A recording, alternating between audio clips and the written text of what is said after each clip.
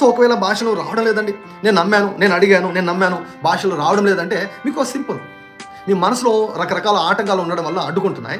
So దానిని జయించాలంటే very simple. ఏంటంటే ఇప్పుడు నేను భాషలో మాట్లాడుతున్నాను అనుకోండి, మీరు అదే పదాలు మాట్లాడాలి. లేదంటే నీ ప్రక్కన వారు మాట్లాడుతున్నారు, వారిని మాట్లాడమని చెప్పి అవే పదాలు మాట్లాడండి.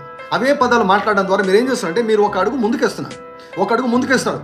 సో మీరు అలా మాట్లాడుతుంటే పరిశుద్ధాత్ముడు మీకు క్రొత్త మాటలు ఇస్తాడు.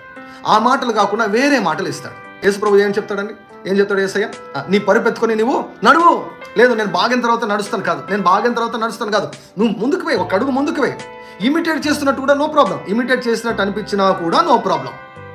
ఎందుకంటే అవి ఎల్లకాలం నీకు వెంటనే క్రొత్త భాషలు ఆరంభమవుతాయి. యాక్చువల్గా నువ్వు ఏం మాట్లాడుతున్నావో ముఖ్యం కాదు, కానీ నువ్వు మాట్లాడుతున్నావా లేదన్నటువంటిది అత్యంత కీలకమైన విషయము. సో దేవుని బిడ్డ ఉండాలి, విశ్వాసంతో ప్రార్థించాలి, ప్రార్థించిన వెంటనే పొంది ఉన్నామని నమ్మాలి, నమ్మి దేవునికి కృతజ్ఞతలు చెల్లించి భాషల్లో మాట్లాడేసేయాలి.